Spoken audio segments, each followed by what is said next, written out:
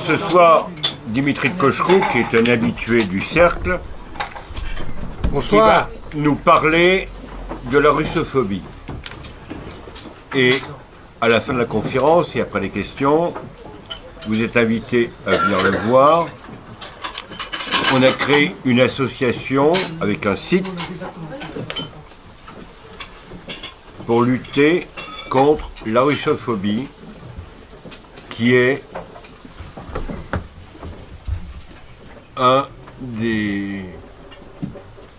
une des formes de la désinformation. Le sujet de ce soir, c'est la russophobie, la crainte ou la haine de la Russie.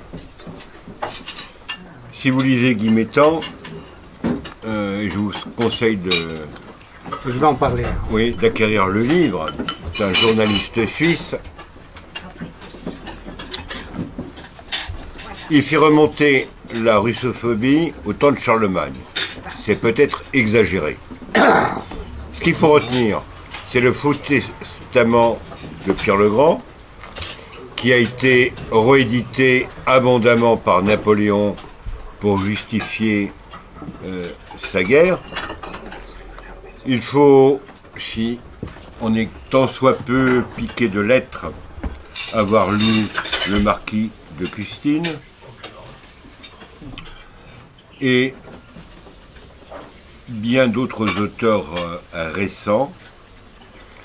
Et on peut dire qu'il y a eu une haine de la Russie en Occident, parce que, et aujourd'hui c'est vraiment patent, parce que la Russie est devenue un contre-modèle et rappelle à l'Occident l'infidélité à ses propres valeurs. On vit dans un monde mouvant et instable, et on peut espérer que sur le plan géopolitique, les tensions s'apaisent. Mais il faut le savoir qu'aujourd'hui encore, il y a des gens qui meurent dans le Donbass.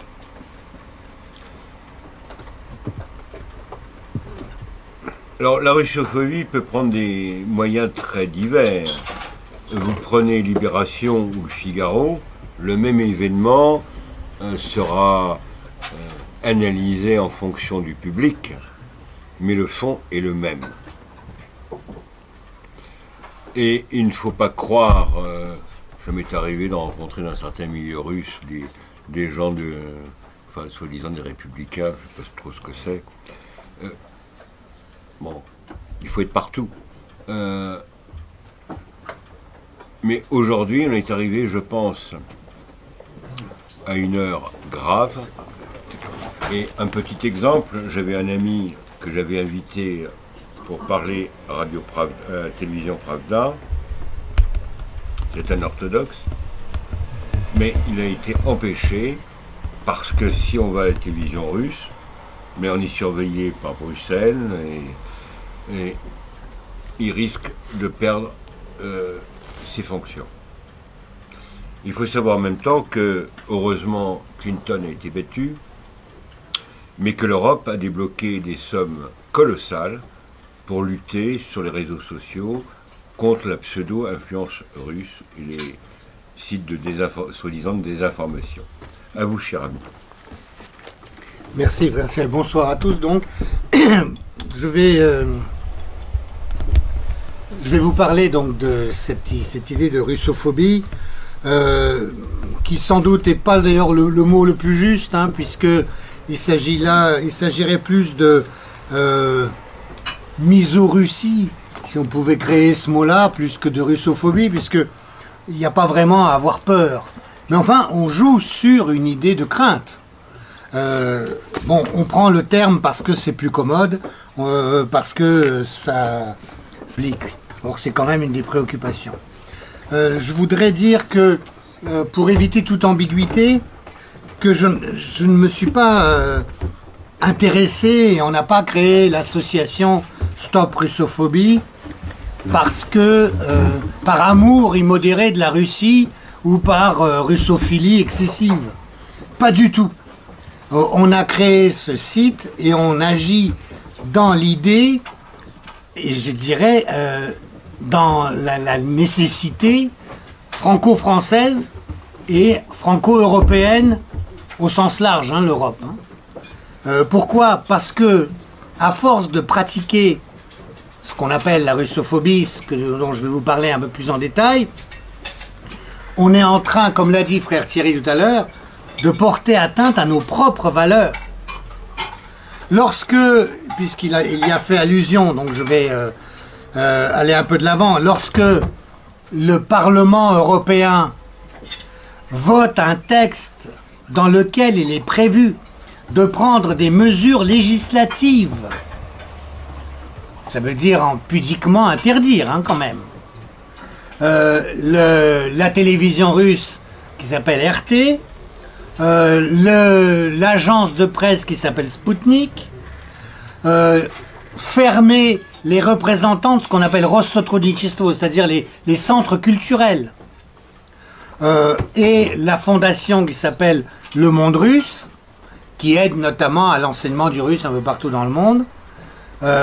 On est dans un moment dangereux pour nous, parce que ça veut dire que des fonctionnaires européens, que personne n'a choisi si ce n'est leur relation familiale et leur bonne connexion, qui leur permettent d'avoir une place au soleil, vont juger à votre place de ce que vous pourrez voir ou pas voir.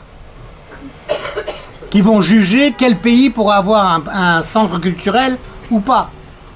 Qui vont impliquer en plus, par la règle diplomatique du réciproque, que nos centres culturels à nous, l'Alliance française, ou Cervantes, voire même, bon maintenant l'Angleterre elle a un statut plus particulier où elle l'aura, risque d'être fermée en Russie. Alors que l'Alliance française est sans doute l'organisation étrangère qui a le plus de représentation en Russie et qui joue le plus un rôle souvent culturel éminent dans les endroits ou dans les villes où elle se trouve. Quand évidemment elle n'est pas abandonnée par la France, comme c'est le cas à Sébastopol malheureusement. Bon, voilà la démarche, donc s'il vous plaît, ne vous dites pas oui, c'est cet épouvantable russophile ou agent de Poutine de Kochko qui nous a raconté je sais pas quoi. Hein. S'il vous plaît, c'est vraiment une démarche dans notre association, hein, où on est quand même plusieurs, et on a été plusieurs d'accord pour créer ça justement sur cette base-là. Et d'ailleurs, il y a assez peu de Russes. Comme vous n'aviez pas invité Guy Métan, ce que je croyais que vous aviez fait en fait, je vais revenir un peu sur l'historique qu'il fait de la russophobie, et ensuite je vous parlerai un peu des manifestations concrètes, notamment dans les médias, parce que c'est là que ça apparaît le plus. Parce que là aussi, deuxième mise au point en quelque sorte, lorsqu'on parle de russophobie et qu'on met en garde ici en France contre ce phénomène et les dangers que ça représente, on est bien conscient que la majorité des Français, l'opinion publique, elle n'est pas russophobe pour de rond. Elle considère même ça comme quelque chose d'assez saugrenu. Mais elle est tellement martelée, c'est un bourrage de crâne permanent sur tous les médias, sans aucune voix alternative. Ou bien quand occasionnellement il y en a une, c'est présenté comme le méchant garçon ou la méchante fille qui vient là défendre Poutine. Ce qui permet tout de suite, bien évidemment, d'enlever toute portée à ce qu'il peut raconter en s'éloignant de la pensée dominante, permanente, martelée en permanence, ce qui est un des procédés de la manipulation des masses, notamment cher à Goebbels. Mais qu'on subit de plus en plus, et qu'on subit, je dirais, encore plus que sous la guerre froide, paradoxalement. Donc, selon Guy Métan, et il a fait une étude sérieuse, son bouquin s'appelle « Russie-Occident, une guerre de 1000 ans ». C'est édité chez les Sirtes. Je ne sais pas, frère Thierry, vous l'avez là? Non, il n'est pas là. Donc, à mon avis, quand il dit que c'est une guerre de 1000 ans, c'est qu'effectivement, il fait remonter le sentiment ou le terrain favorable à la russophobie à la division entre Byzance et le Saint-Empire, l'Empire carolingien, Charlemagne, et ensuite le Saint-Empire romain germanique. Pourquoi? Eh bien, c'est que après la destruction de Rome, en 476, c'est en fait Byzance qui assurait la continuité de Rome. Or ça, elle l'a fait pendant 1000 ans en fait, puisque c'est en 1450 que les Ottomans ont pris Constantinople. Byzance et Constantinople étant d'ailleurs un des pièges de langage, puisque Byzance n'est qu'un quartier de Constantinople. On parle de Constantinople, mais on nous a tout mis dans Byzance. Donc cette continuité était contestée par les empereurs occidentaux qui voulaient eux reprendre l'héritage de Rome. Et ils en sont arrivés pour le reprendre, notamment à même imposer des différences dogmatiques, comme le fameux filioque, qui en fait n'était pas la provenance du Saint-Esprit et du Fils, n'était pas dans les 4 ou 5 premiers siècles du christianisme. C'est arrivé après. Et Mettan cite notamment une des plaques en marbre qu'il y a à Saint-Pierre de Rome, où il y a le credo sans filioque. Donc voilà quelque chose qui est assez important quand même. Oui, alors la communion, 3 espèces, etc. Bon, bref. Bon, mais ça c'est les rites qui ont été imposés effectivement après pour appuyer les choses. Mais ça, c'est pour dire que oui, les différences, y compris canoniques, ont été introduites en fait sous l'influence des empereurs. Quelquefois en forçant la papauté. Hein. Pour le filioque, ils ont forcé la papauté. Et or, les Russes ont choisi Byzance-Constantinople dès 988, quand le prince Vladimir de Kiev s'est fait baptiser à Chersonèse, c'est-à-dire c'est juste à côté de Sébastopol. Vous pourrez encore visiter les ruines en allant en Crimée. D'où l'importance tout de même de la Crimée pour l'histoire russe. Tout naturellement, les Russes ont choisi Byzance en fait par des tas d'intérêts économiques, stratégiques, dynastiques. Hein, le Basileus, il a promis sa fille à Vladimir. Bon, enfin, il y a eu une liaison qui a été faite comme ça. Et en plus, on pourrait ajouter esthétique. C'est les descriptions qui sont faites de Vladimir recevant les différents émissaires des différentes religions. Le judaïsme lui plaît pas trop parce que l'interdiction du porc, ça l'embête. Le catholicisme se rentre en rivalité avec Byzance pour les raisons que j'ai déjà évoquées, mais en plus pour la beauté du rite, justement. Et puis l'islam, il a été rejeté aussi, notamment à cause des règles qu'il imposait. Et là aussi, d'ailleurs, l'interdiction du porc a joué un rôle. Et de l'alcool, alors là... Donc, voici... Bon, c'est un peu anecdotique, mais c'est une chose qui, dans l'histoire russe, en tout cas, est une référence. Hein.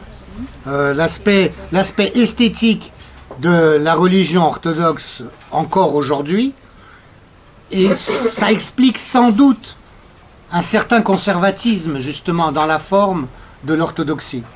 On dit quelquefois, pour distinguer, là aussi d'une manière caricaturale, les orthodoxes des catholiques, et notamment en France, qu'à la fin d'une liturgie du dimanche, une famille catholique, lors du repas, va parler du sermon du prêtre, en l'appréciant ou en le critiquant, et des Russes vont plutôt parler de la belle voix du diacre.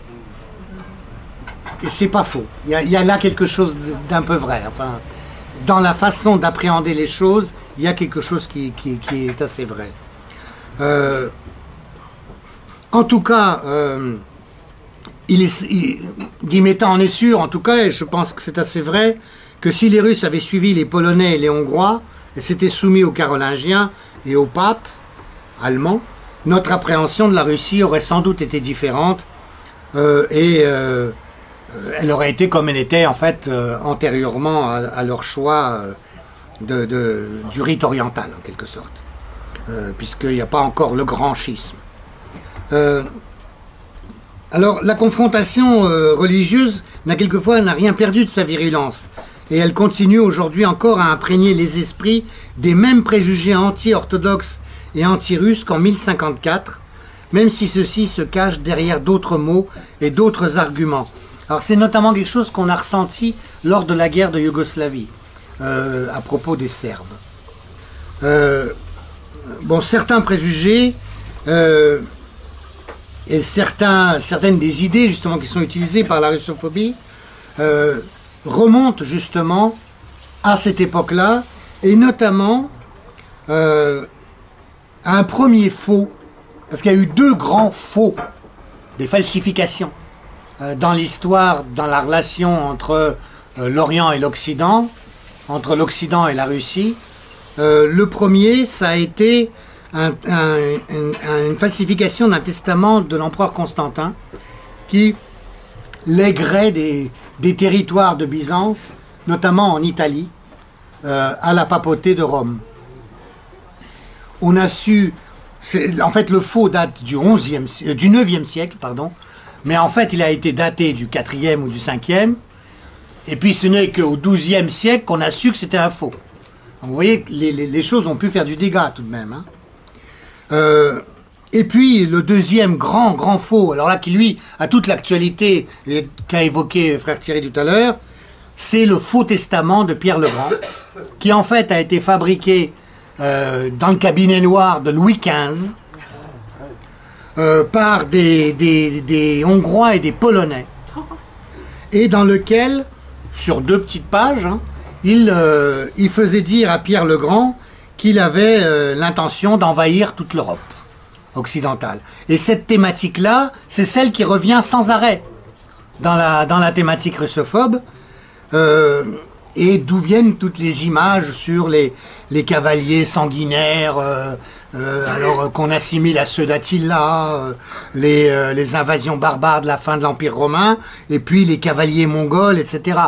Et on oublie un peu d'ailleurs que je fais attention, Nous avons là le représentant du Tatarstan, donc je ne vais pas me laisser aller, mais il n'empêche que Gengis Khan est arrivé jusqu'à Vienne, disons que les Tatars ne sont pas arrivés jusqu'à Paris, disons les Mongols, puisqu'il y avait plus que les Tatars là-dedans, notamment grâce aux Russes quand même. Donc c'est accuser les Russes de vouloir envahir l'Europe alors que c'est eux qui ont été le barrage contre l'Asie plus lointaine.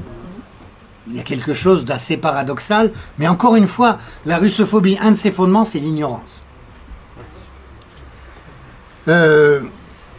En fait, l'aveu de ce faux testament, la supercherie a été découverte qu'au XIXe siècle. D'où le fait que ça a été réutilisé abondamment et que, selon les pays, disons, il y a eu plusieurs vagues de russophobie, avec des pays d'Europe occidentale qui n'avaient pas de russophobie du tout, puis qui l'ont eu plus tard, et d'autres, en revanche, qui l'ont eu, puis qui s'en sont un peu éloignés, comme c'est le cas de la France, d'ailleurs.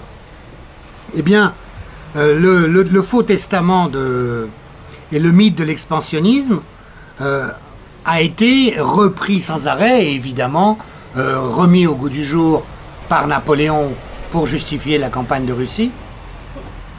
Il a commandé une grande étude sur ce testament, sur ce faux testament, qui, à partir des 2 pages, a fait 500 pages. Enfin, bon. Et là, on a décrit tout ce qu'on a voulu, en fait. Et puis, la même thématique a été reprise ensuite par les Anglais, et puis aujourd'hui par les Américains.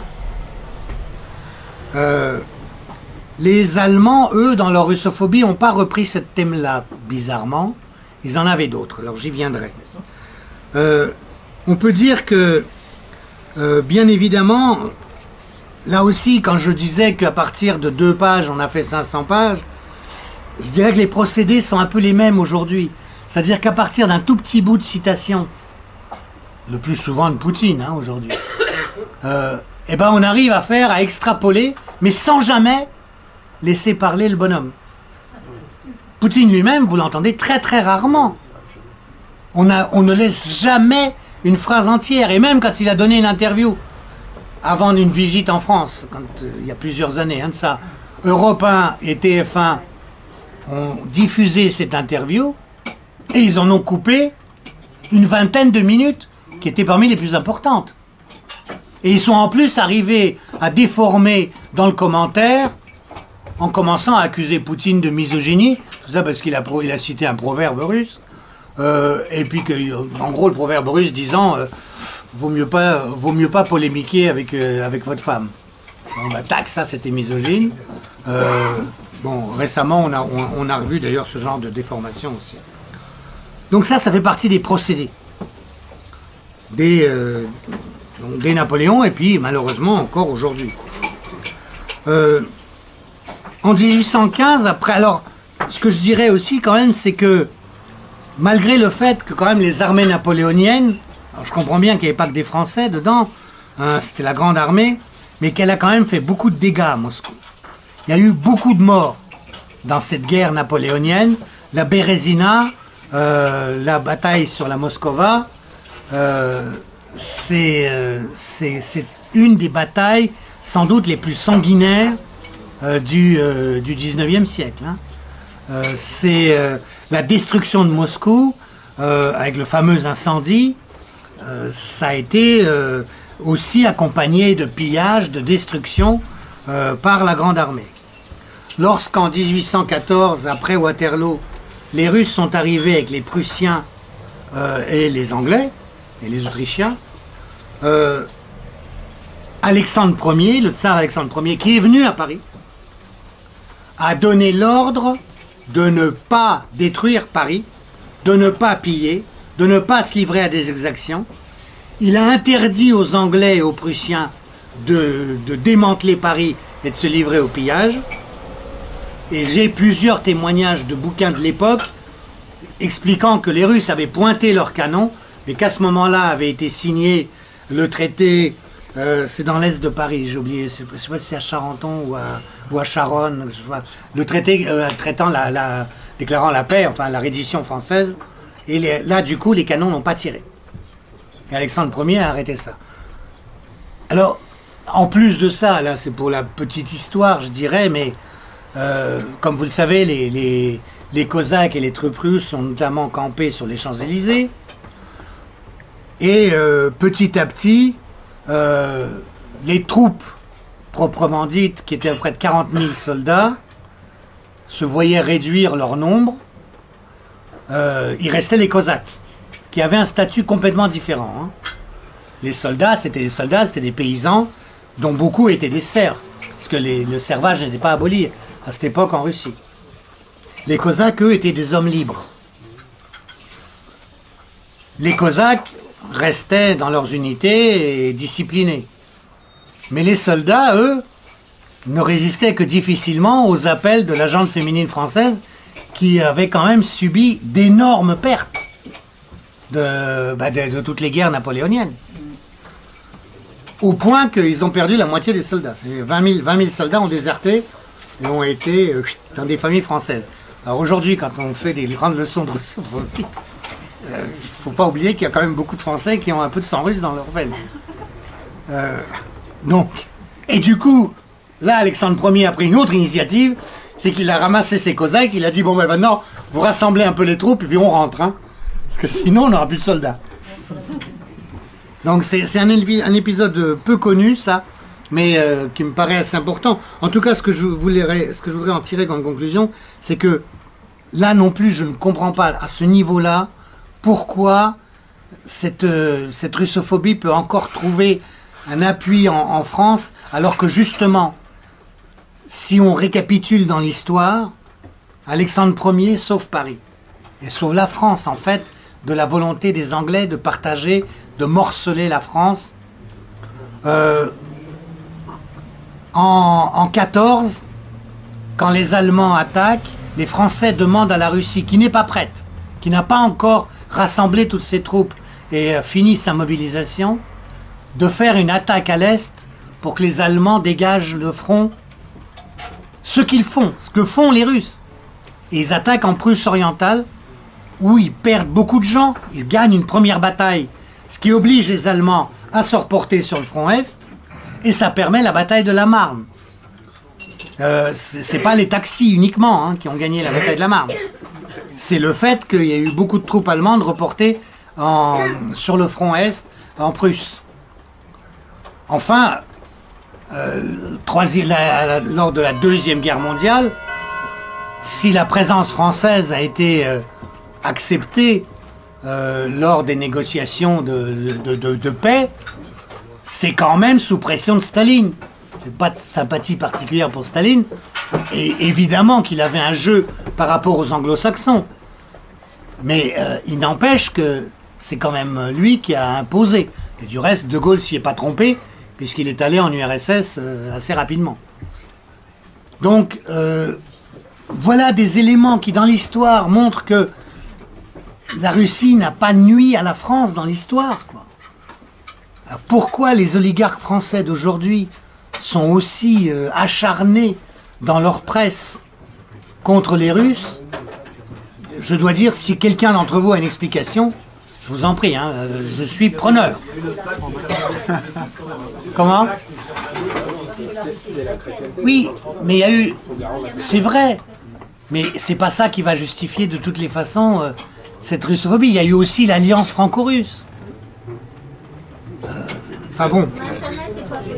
En plus, bon, enfin, sur le pacte germano-soviétique, il y aurait des tas de choses à dire. Vous savez, c'est pas un point simple, quand même. Et vous seriez en plus... Non, mais vous auriez été à la place même de l'URSS à l'époque, vous auriez sans doute fait la même chose, compte tenu de l'incertitude du flottement qu'il y avait du côté de la France et de l'Angleterre par rapport à l'Allemagne. Mais...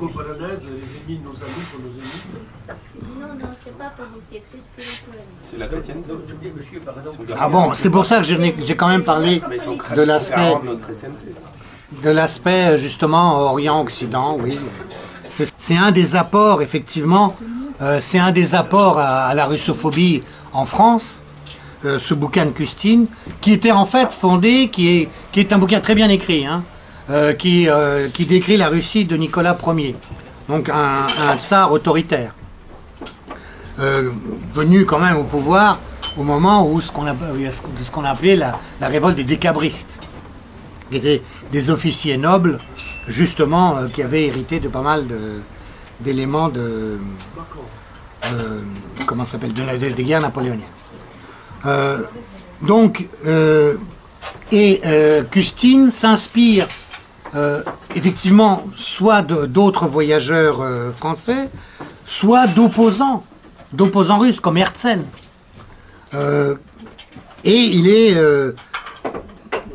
avec des remarques parfois justes, mais très biaisées, sans jamais faire le poids et la part des choses, sans jamais tenir compte du fait qu'à la même époque, certaines des mœurs ou des conduites qu'il décrit sont exactement les mêmes dans des cours occidentales.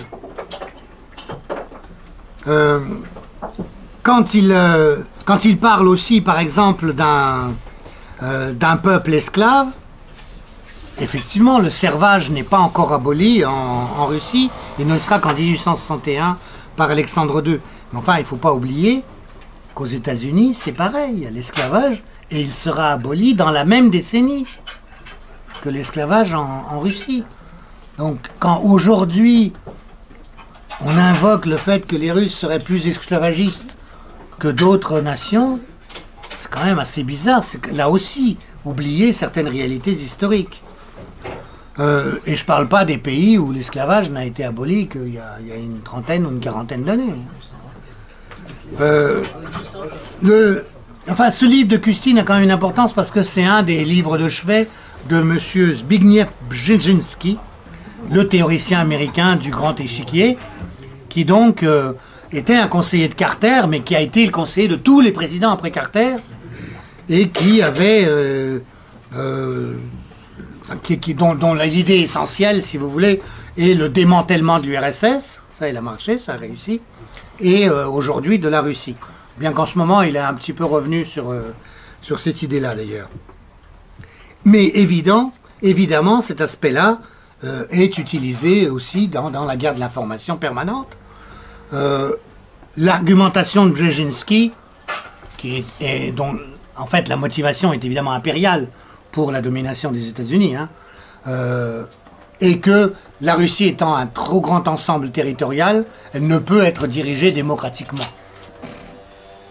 En fait, il est bien évident qu'il sert là les appétits de toutes les grandes structures économiques anglo-saxonnes et américaines, qui considèrent, il faut bien le dire, et ça va être ça l'un des fondements de la russophobie à l'américaine,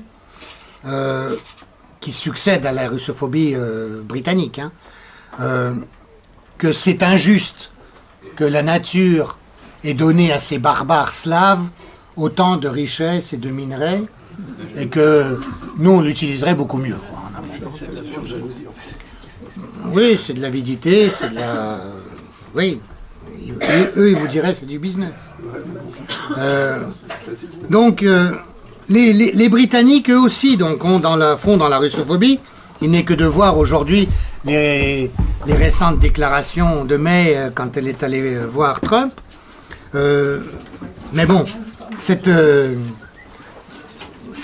russophobie n'est apparue justement que après les guerres napoléoniennes. Vers 1815, lorsque l'Angleterre s'est aperçue que la Russie commençait à pouvoir d'abord leur imposer de ne pas démanteler la France,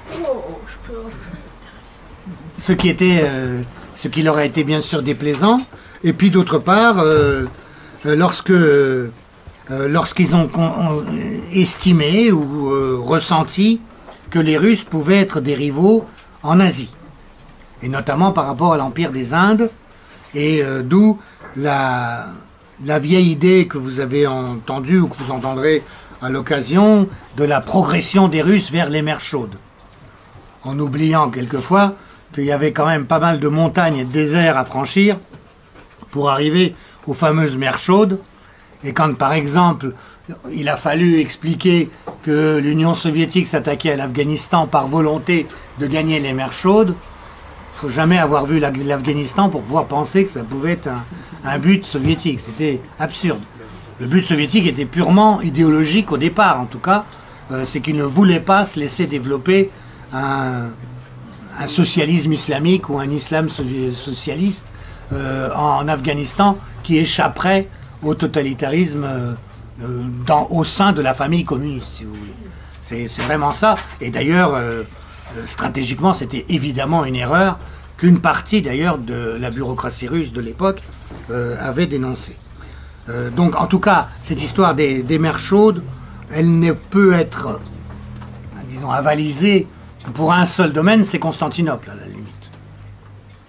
Mais c'est tout.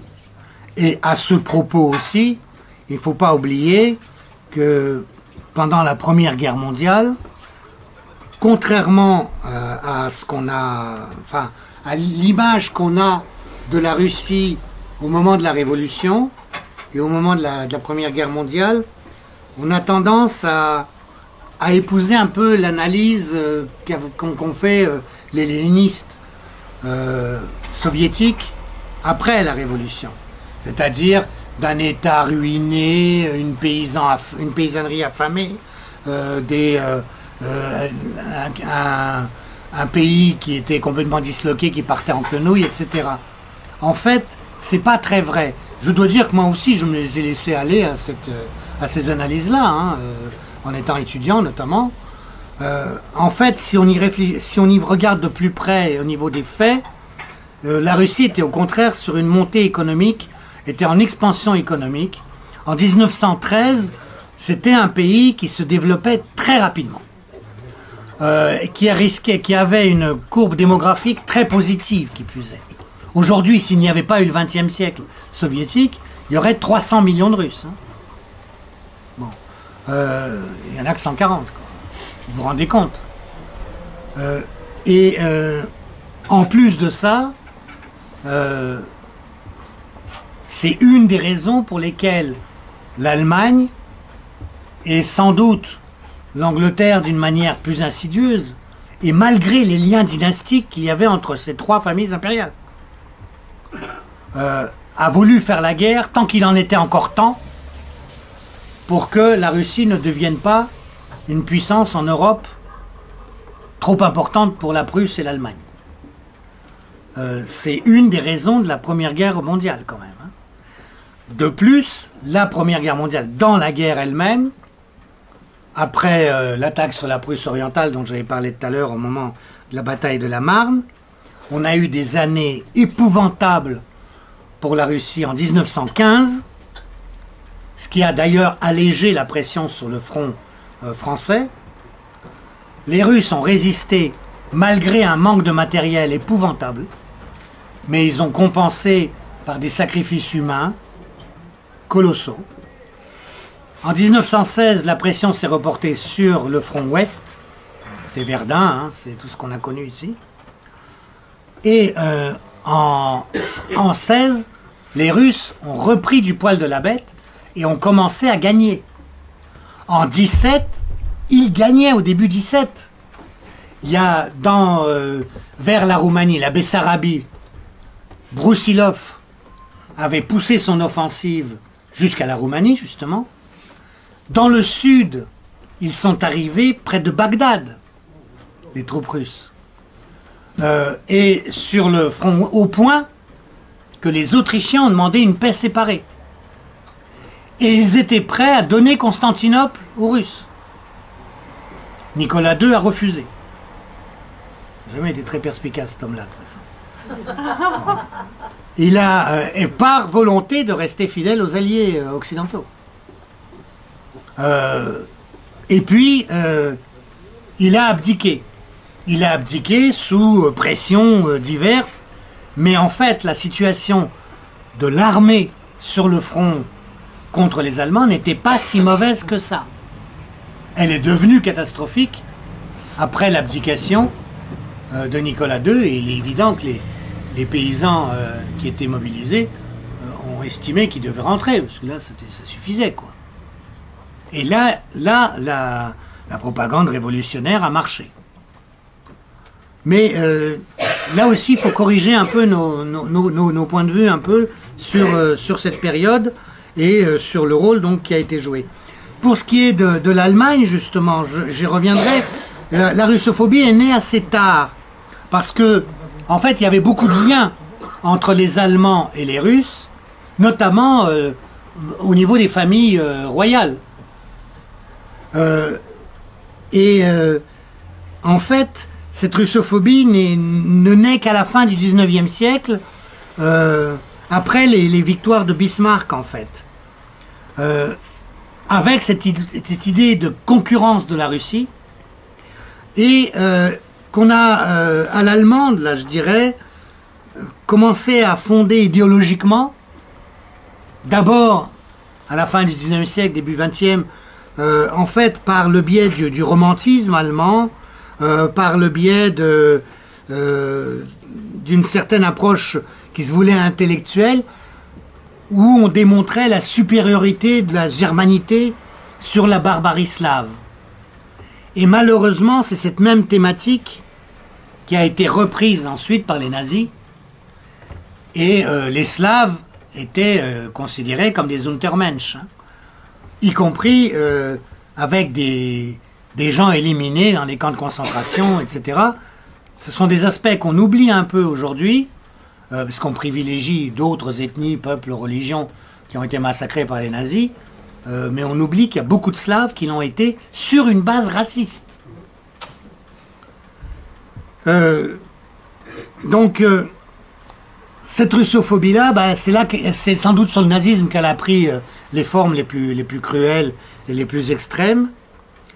Après la guerre, eh bien, disons que la russophobie anglaise et allemande sont reprises par les États-Unis, par l'Amérique, qui se retrouve là essentiellement en concurrence avec l'Empire soviétique. Alors défend notamment une thèse disant que, en fait, l'anticommunisme des Américains est venu de la rivalité et de la russophobie, et ce n'est pas le communisme qui a provoqué la russophobie. La preuve, dit-il, c'est que les Américains n'ont pas hésité à s'allier avec Staline. En revanche, pour justifier la lutte contre la Russie en tant que rivaux, eh bien, on a pris les formes du macartisme dans les années 50, puis la guerre froide et tout l'appareil de propagande qu'on voit réapparaître aujourd'hui. Et je dirais que la russophobie pratiquée aujourd'hui, notamment au niveau des médias américains, comme on l'a vu à propos des pseudo-hackers, etc., récemment, aurait tendance à donner raison à mes temps sur justement cet aspect utilisation en fait, de rivalité avec la Russie et non pas avec les soviétiques, puisqu'aujourd'hui, il n'y a plus de communisme en Russie. Et à la limite, les formes du capitalisme en Russie sont des choses qui parlent tout à fait aux Américains, puisque c'est souvent les formes d'un capitalisme qui a été sauvage dans les années 90 même, hein. Bon, qui maintenant s'est un peu assagi et plus cadré. Mais enfin, c'est un état de libéralisme économique avec un état que je qualifierais de bonapartiste d'un certain point de vue, parce qu'il a remis des choses en place et il a établi une certaine législation et assis des acquis, mais il n'y a aucune raison idéologique aujourd'hui de guerre contre la Russie. Il y a en revanche des raisons territoriales ou des raisons impériales, des raisons de pouvoir. Donc, d'autre part, je l'ai dit tout à l'heure, oui, la russophobie théoriquement des Américains, fondée sur, encore une fois, le faux testament de Pierre le Grand, mais dont ils ont finalement pas grand-chose à faire, puisque ce n'est qu'une argumentation. La volonté d'envahir l'Europe, c'est qu'une argumentation, ça ne les concerne pas directement. Et de ce point de vue-là, Trump peut se permettre de s'approcher justement de la Russie, puisque lui, America First, il n'est pas concerné par les fausses idées du faux testament de Pierre. D'autre part, il voulait, et il considérait, là aussi, un peu comme les Allemands, que c'était injuste que la nature donc donne toutes ces richesses-là à la Russie, alors qu'elle serait tellement mieux chez les trusts américains, quoi. C'est un peu ce qui s'est vu avec le fameux Khodorkovsky, dont vous avez entendu parler comme un des grands martyrs du poutinisme, etc. Eh bien, M. Khodorkovsky était notamment un monsieur qui s'était emparé, mais il n'est pas le seul, hein, mais qui s'était emparé de grosses richesses pétrolières pour des cacahuètes, hein, comme diraient nos amis américains, et qui voulait vendre tout cet empire pétrolier à ExxonMobil et à Chevron, sans même demander l'avis au Kremlin. C'était un peu gênant quand même. Imaginez que Total soit vendu aux Américains sans qu'on demande rien. Je ne sais pas comment on prendrait ça. Hein.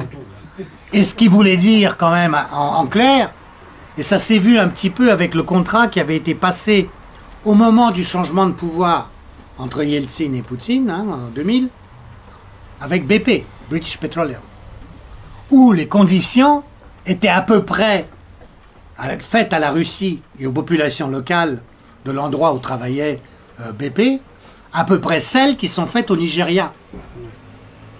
Donc vous voyez la conception de la gestion des richesses du sous-sol par les grandes compagnies américaines par rapport aux populations locales. Voilà le résultat et voilà pourquoi Khodorkovsky a été empêché de le faire.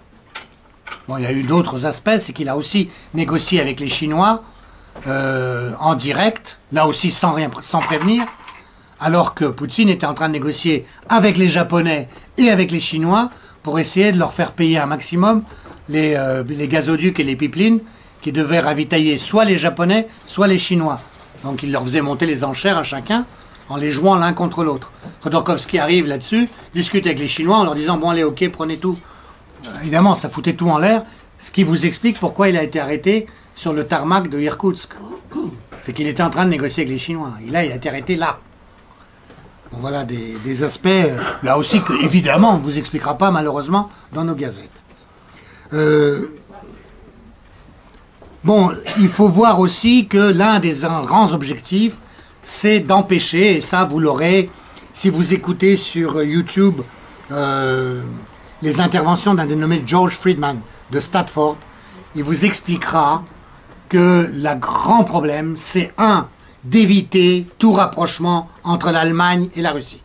Parce que là, il y a une complémentarité économique telle que ça peut mettre en cause la domination américaine sur tout cet ensemble, sur l'ensemble mondial en fait.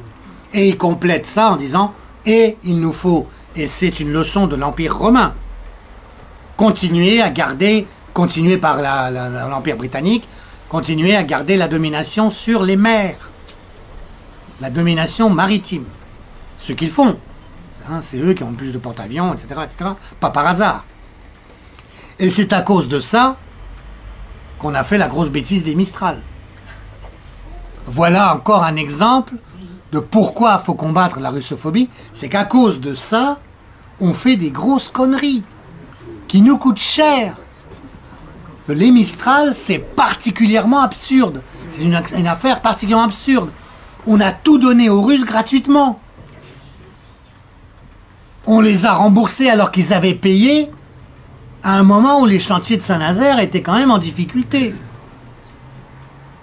On leur a fait faire toute une partie de la poupe des bateaux.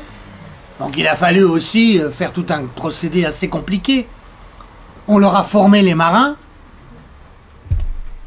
Et tout ça en ayant remboursé en euros, alors que le rouble s'était cassé la figure entre-temps, ce qui fait qu'ils ont reçu plus de roubles qu'ils n'en avaient versé. Pour les Russes, c'est tout bénef. Ils ont été sympas, ils n'ont même pas demandé de dédit. Il faut dire que, là aussi, je devrais le rajouter à mes exemples sur Alexandre Ier, la bataille de la Marne, Staline et De Gaulle, etc. Hein, parce que franchement, c'est quand même... les Anglais n'auraient pas fait ça, hein, je peux vous dire. Hein. Ni les Polonais qui ont acheté d'autres hélicoptères et d'autres avions, alors qu'on avait promis aux Français que... Non, ne vous inquiétez pas, hélicoptères. Et tout ça, en plus, au nom des droits de l'homme, et on vend à l'Égypte. Il y a quand même eu un coup d'État, heureusement, mais il y a eu un coup d'État quand même. Et en plus, c'est pas l'Égypte qui paye, c'est l'Arabie Saoudite. Alors là, qui est un grand défenseur des droits de l'homme, c'est connu, hein. Et de la femme encore plus. Et en plus, on ne sait pas si l'Arabie Saoudite a payé ou non. Parce que là, ils se sont disputés avec Al-Sisi. Donc, moi, je ne sais pas. Si quelqu'un sait, si vous avez vu les comptes de la COFAS, actuellement, ces comptes-là sont dans la COFAS. Donc, on ne sait pas, ça ne se voit pas dans le budget de l'État. Mais on va finir par payer, vous inquiétez pas. Hein. Si les Saoudiens n'ont pas payé, c'est nous qui allons payer. En plus de ça, on a quand même perdu la confiance. Parce que dans les marchés d'armement, c'est quand même pas des marchés de bisounours quand même. Hein. On a perdu quand même des ventes de Rafale à l'Inde. On devait en vendre 140, on en vend 36. Et pourquoi? Parce que les Indiens, ils disent, si demain on a un problème avec le Pakistan et qu'à ce moment-là les Américains veulent jouer le Pakistan, on fait quoi? Les Français vont refuser de nous livrer les pièces et faire la maintenance. On ne peut plus. Ils ont acheté les Russes. Ouais. Non, bien sûr, non, il y a une tradition, c'est d'autant plus facile. Hein. Complètement, non, bien sûr. Il n'empêche, Nous, on les a perdus, hein, que vous vouliez ou non. Ça aurait été bien pour le commerce extérieur français, vous savez, c'était pas mal. Hein. Parce que déjà, les 36 Rafales, ça a donné un des bons chiffres du commerce extérieur français. On vous l'a assez dit, je suppose, au début janvier. Hein, bon. Donc voilà, malheureusement, voilà le genre de bêtises qu'on peut faire avec la russophobie. Je vous citerai un autre exemple de bêtise, c'est Fabius qui, au moment de la crise ukrainienne, essayait de convaincre, et a convaincu en fait, les politiciens, que ce soit de l'Union européenne ou en France, sur le fait que oui, les Russes, de toute façon, on peut y aller, de toute façon, ils continueront à payer pour l'Ukraine. Manque de peau, ils ont arrêté de payer.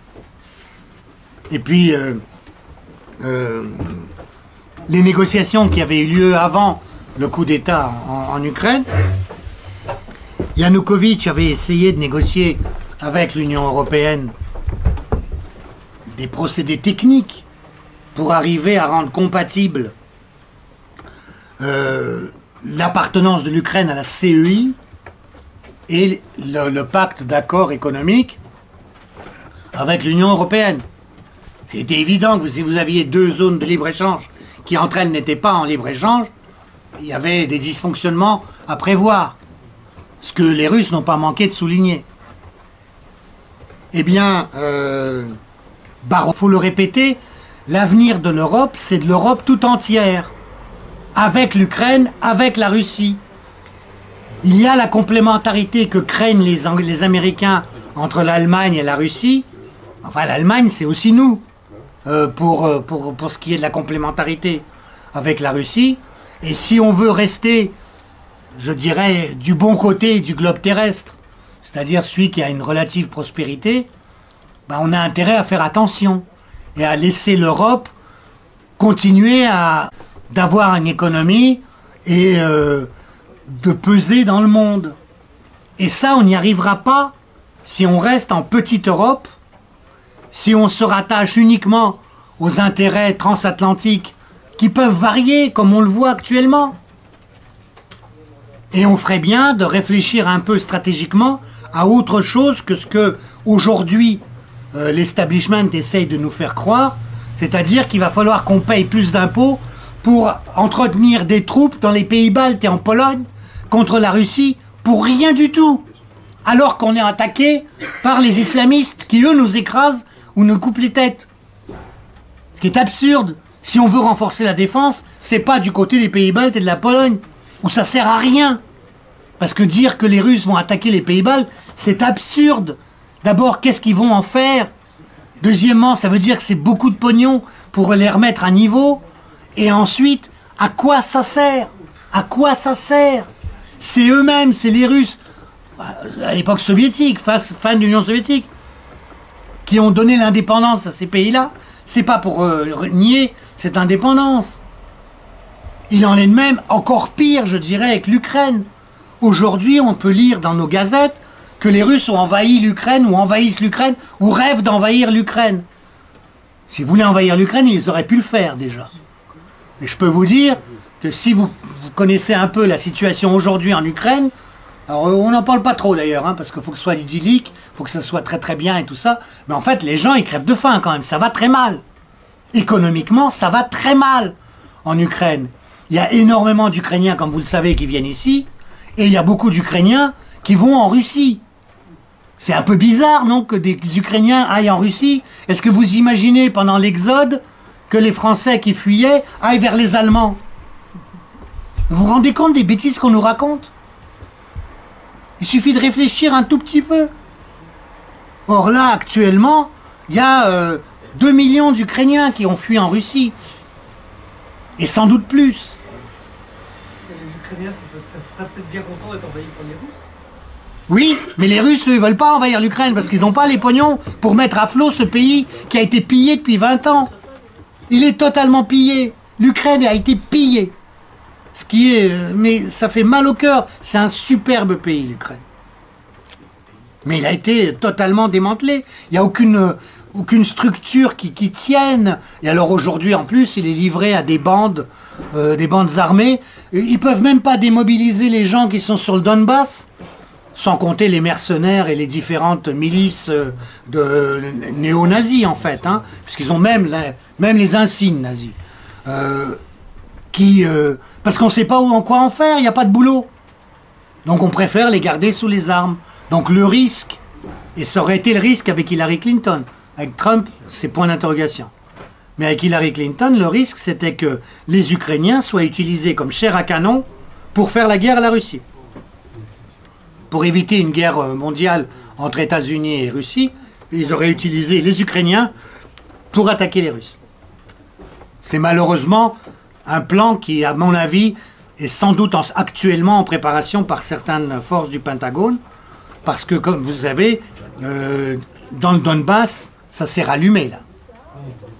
Et en ce moment, ils bombardent beaucoup le Donbass. Donc nous avons créé ce site Stop Russophobie. Je vais essayer de vous en montrer. Ah, vous voulez bien me brancher, s'il vous plaît, la prise du fil blanc. C'est bon? C'est bon? Ah, non, c'est pas bon.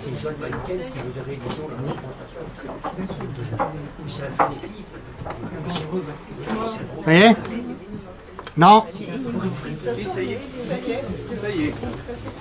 Ah. Oui, ça c'est débranché.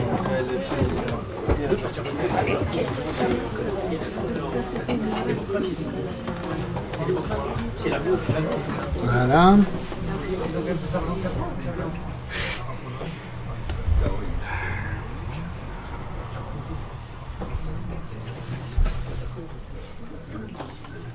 Je vois quelque chose ou quoi?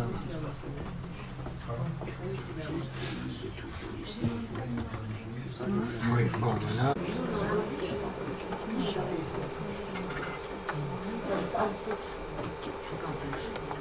Voilà.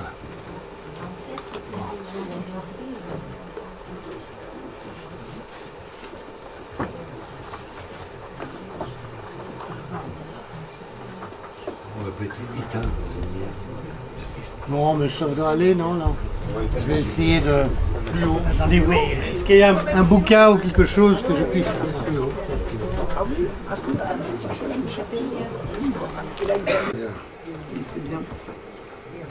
Donc, nous avons créé ce site. Le principe est qu'il est divisé en différentes rubriques. Stoprussophobie.info. Ce que vous avez en haut... Oui, d'accord. Ce qu'il y a, c'est que c'est... On ne voit pas, quoi.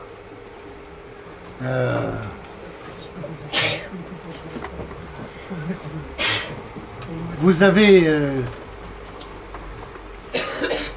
Alors, c'est basé sur une phrase devise, hein, comme il n'est pas d'éloge flatteur,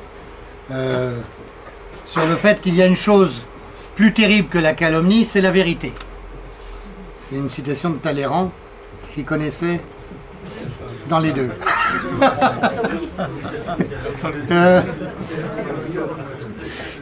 Donc, on prend les informations telles qu'elles apparaissent, et en général, on a deux orientations, je dirais. Celle d'une remise au point par rapport à des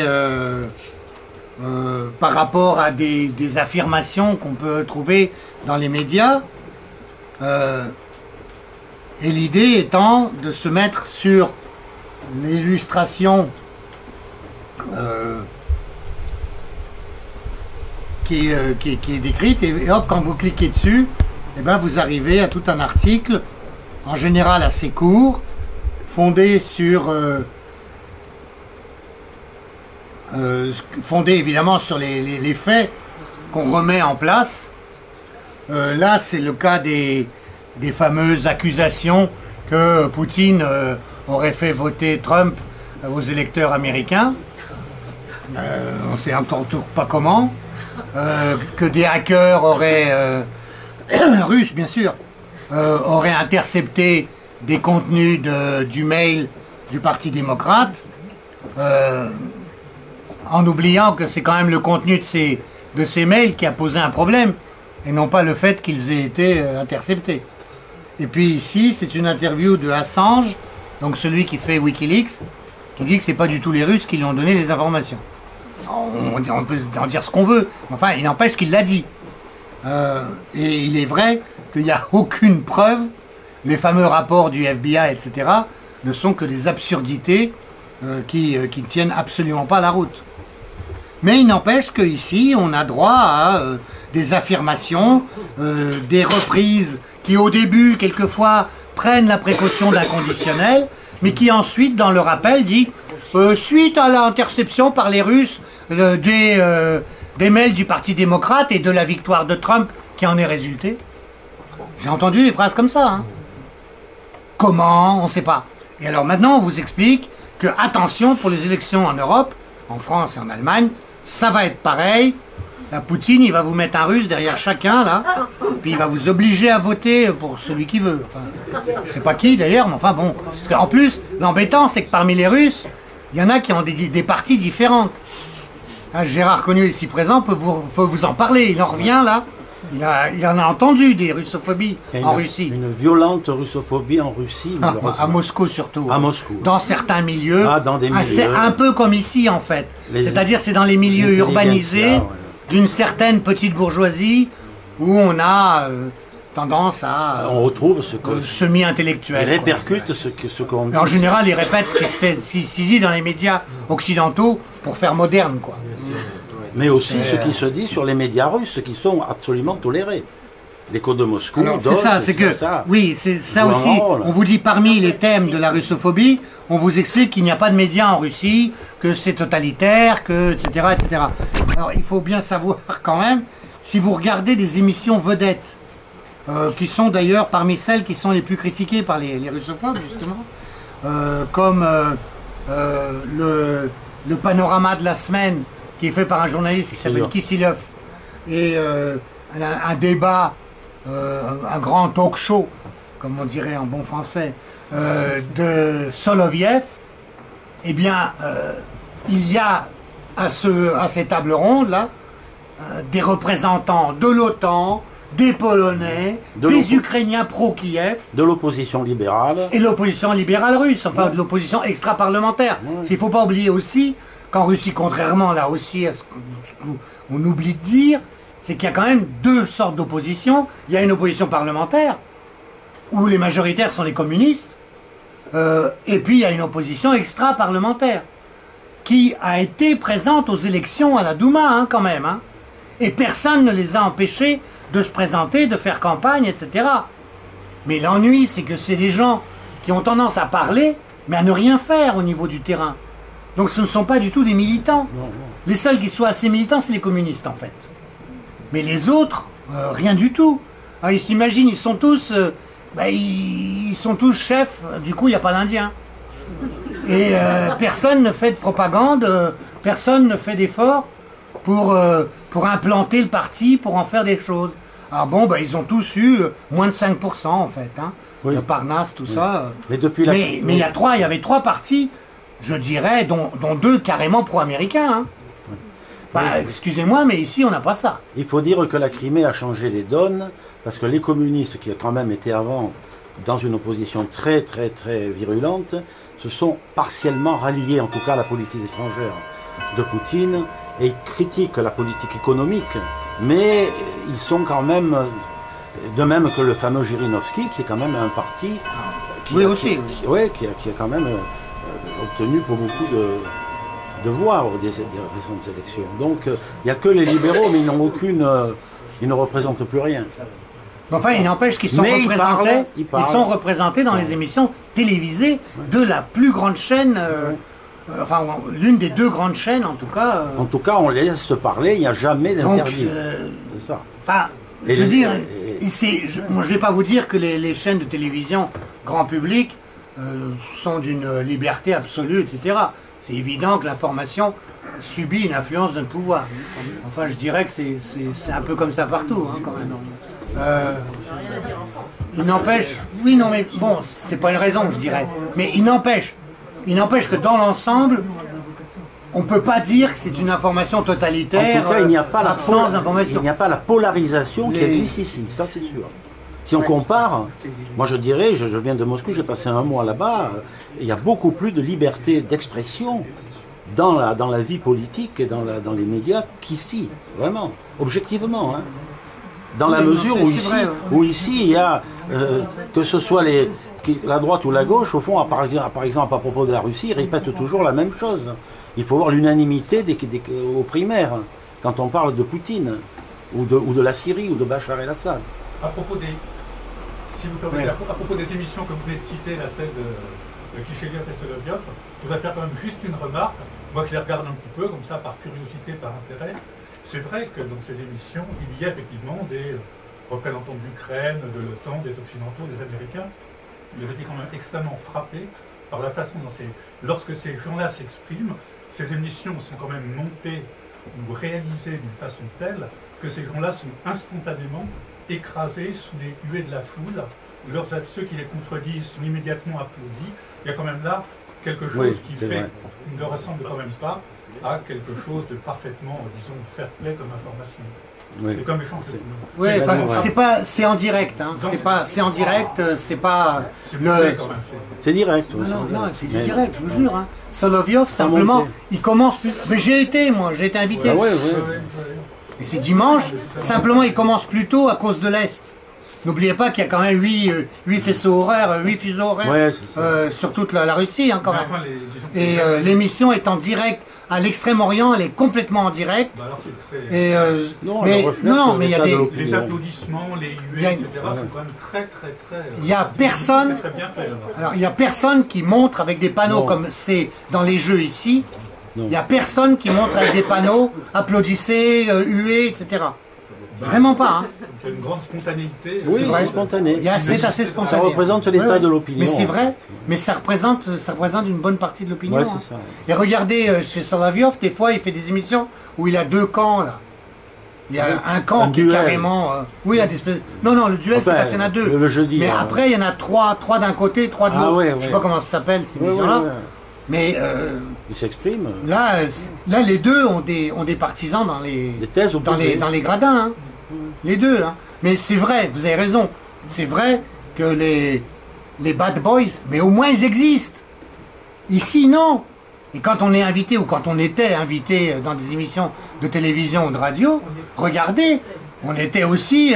moi, j'ai été invité souvent, j'étais dans la place, mais comme le méchant, le mec...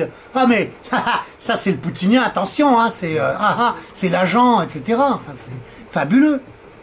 Et en plus, avec des mensonges que vous ne pouvez même pas démentir. Moi, sur mon compte, j'en ai eu, mais je recrutais pour des agences poutiniennes, alors que je travaillais même pas dans ces organes de presse-là. J'y travaillais même pas. Mais Inrecuptible a dit que j'étais un recruteur de journalistes français. Mais je travaille pas là-bas. Il y a des bouquins qui m'ont attribué des trucs, enfin bon...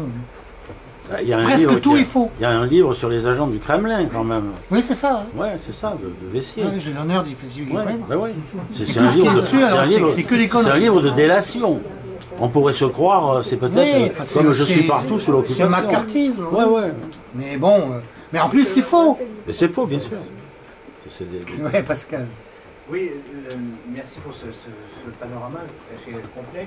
Moi, je voudrais parler de la russophobie au quotidien. Parce que tu as parlé de la russophobie institutionnelle. Alors, la russophobie institutionnelle, c'est bien entendu éventuellement les journalistes, excuse-moi pour ta profession, mais les journalistes, pourquoi ils sont aussi arrogants, aussi agressifs vis-à-vis de la Russie d'aujourd'hui? C'est parce que pour la plupart, ils ont un corpus marxiste. Et donc, la dégradation et la disparition de l'URSS, c'est la disparition de leur rêve de jeunesse. Tous les 68 arts et compagnie, ils sont obligés ils ne peuvent pas accepter que le modèle dans lequel ils ont cru a échoué là, complètement. Donc, par vengeance... Non, mais attends, il y a une autre génération leur maintenant. principe, de toute façon, dans les écoles de journalistes, là, si tu n'as pas la carte du PS, de toute façon, tu n'as même pas de stage. Donc déjà, c'est une vengeance vis-à-vis de l'échec du modèle qu'ils ont adulé. Donc ça, c'est pour la russophobie institutionnelle. La russophobie au quotidien, c'est le fait, par exemple, moi j'ai connu ça quand j'étais jeune, je n'ai pas un nom de consonance russe, je parlais de russe, mais pendant de nombreuses années, il a fallu que je justifie pourquoi je parlais de russe alors que je n'avais pas de famille russe, alors qu'on ne m'a jamais demandé pourquoi je parlais anglais et espagnol, par exemple. Donc ça, et j'ai manqué un poste à Air France parce que je parlais de russe. C'était en 1991. Bon. Donc maintenant, comme toi, je suis considéré comme un agent de Poutine, tout ça. Au contraire, moi, ça me revigore, ça me stimule. Bon, je n'ai pas la chance, comme toi, d'avoir été cité dans le livre de Sophie Poignard. J'espère que dans la prochaine édition, je figurerai Sophie Poignard, c'est quoi Sophie Non, c'est Sylvester, non? Interdit de débat sur Twitter. C'est encore là. Donc, j'espère bien avoir l'ordre de Sophie Poignard m'attribuant. C'est un troisième bouquin, Sophie Poignard? J'espère. Ah, j'étais pas au courant, moi. Non, mais elle est en train d'écrire parce que comme elle a loupé les deux autres. Donc j'espère. Bon, mais la russophobie au quotidien, c'est ça, c'est-à-dire des vexations, d'être obligé de se justifier pourquoi on ne porte une croix orthodoxe, pourquoi on est. Bon, moi je m'en fous, hein, je suis blindé. Mais de dire qu'en Russie tout n'est pas comme ça. Dimitri l'a bien rappelé, que les gens ne meurent pas de faim, qu'il n'y a pas des ours dans les rues, que dans les magasins on peut faire les courses comme on fait ici, notamment à Auchan. Ces choses-là, oui, Auchan ils ne se vendent pas, mais c'est un de leurs meilleurs business. Hein, Ça, ils le disent faut quand même. Le roi Merlin, aussi. Hein. Donc vous en voyez partout. C'est-à-dire les sanctions, c'est franchement quelque chose qui nous assomme nous-mêmes. Comme la paysannerie, ça s'est vu. Mais pour les autres, c'est pareil. Enfin, il y a un problème bancaire, il y a un problème de crédit. Les sanctions, j'en parlais aujourd'hui, j'étais à l'Assemblée nationale cet après-midi, et j'étais en train de dire, mais mes chers amis, continuez les sanctions. La culture russe est en train de se développer. Maintenant, on fait du camembert à Kazan, donc plus besoin d'en faire venir de France, en plus avec la méthode normande. Donc, continuez vos conneries, parce que plus ça va, plus... En plus, bien entendu, ce développement de l'agriculture qui était un petit peu en retrait, parce que l'économie russe était un petit peu devenue une économie de rente sur le pétrole et le gaz, et là ça développe complètement tout des pans entiers de l'économie. Il va y avoir le forum de Sochi à la fin du mois de février, le forum d'investissement à Sochi, 27 et 28 février, et les thématiques sont à la fois les PME, la coopération régionale, la décentralisation et les relations avec les pays de l'Eurasia. On ne parle même pas d'Europe. La France, même pas en reste, sauf la littérature, Dumas, machin, tout ça. Bon, mais tout ça, c'est fini. Et il faudrait ajouter qu'à Astana, la France, elle n'y était pas. Hein. Même pas, donc c'est un règlement de la Syrie. Hein. Même pas un début de règlement, en tout cas, on, ce qui est de plus sérieux depuis 5 ans. Quand on parle avec les gens du Quai d'Orsay, ils ne savent même pas où est Astana. Donc il ne faut pas s'étonner. Mais je veux dire par là, c'est que la russophobie ordinaire, c'est la russophobie tous les jours. C'est-à-dire qu'on vous regarde d'un seul œil parce que, bon, moi évidemment, je fais des provocations avec le badge de Poutine, etc. Je fais exprès pour les énerver, pour les rendre, de publier sur Facebook des photos avec des gens qui sont le diable en personne, etc. Exactement, comme vous. Et donc, ça on s'en fout. Je crois aujourd'hui, avec l'association de Dimitri, c'est de réagir, c'est avec les moyens qu'on a aujourd'hui, de réagir, de dire les conneries que vous raconte Arte ou France Télévisions et tout ça, c'est n'importe quoi. La vérité, c'est ça. La vérité sur ce qui se passe réellement à Alep et en Syrie actuellement, avec notamment l'élimination de 300 terroristes de Daesh qui se sont rendus cet après-midi même, et ben c'est pas sur les médias français, c'est sur Sputnik, c'est sur Arte, c'est sur des choses comme ça, alternatives. Et là, on a les moyens avec les nouveaux médias, avec les réseaux sociaux, de contourner cette doxia, de contourner cette censure induite ou conduite. Et la russophobie, et grâce à l'association qu'a monté Dimitri, c'est une manière de réagir. Parce qu'il y a une chose qu'il faut dire, ça c'est vraiment très déplorable parce que moi je suis très impliqué vis-à-vis des autorités officielles russes, c'est qu'ils ne comprennent même pas qu'il faut réagir. À la limite, ils s'en foutent. C'est-à-dire que, à part oui, ça c'est, pour vous préciser, c'est pas du tout l'argent russe qui a monté ça. Hein. C'est nous-mêmes. Moi, j'aimerais bien qu'ils nous en donnent un peu d'ailleurs. Hein, mais enfin bon, si vous avez des pistons là, je vous en prie. Mais c'est fait sur une base complètement volontaire, y compris le webmaster. Hein, y compris le webmaster. Au niveau qui est formidable. Au niveau de l'institutionnel, la seule personne sinon, qui Gérard, voilà, il est membre qui défend son pays, c'est Monsieur l'ambassadeur Orloff. Sinon, tous les autres s'en foutent. Et soit ils considèrent que c'est pas important, hein, que les Occidentaux comprennent rien, soit ils, eh bien, ils disent que bon, bah, on les laisse parler, puis on verra tout ça. Mais de toutes les manières, là, ça m'a été confirmé la semaine dernière, et puis malheureusement ça se confirme chaque jour, c'est que de toutes les manières, avec la nouvelle gouvernance qu'il y a à Washington, la priorité c'est l'axe Washington-Moscou. Et l'axe Washington-Moscou, il passe par-dessus l'Europe. Alors, la russophobie anglaise, la russophobie française, la russophobie allemande, la russophobie scandinave, tout ça, ils s'en foutent. Maintenant, c'est Trump, Poutine, et c'est fini. Enfin, nous, on est... Oui. Enfin bon, bref. Donc, vous avez compris que le site a besoin d'une interactivité. Ce qui veut dire, oui, envoyez-nous des articles éventuellement ou des sujets d'articles. Si vous pouvez les rédiger un petit peu, c'est mieux parce que ça nous ferait gagner un peu de temps.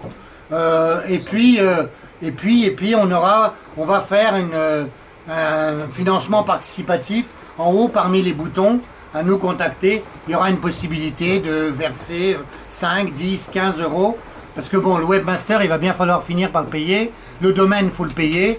Et puis éventuellement, on essaiera d'avoir quand même quelqu'un qui fasse ou un secrétariat ou un journalisme, au moins à mi-temps, de façon à pouvoir donner un suivi.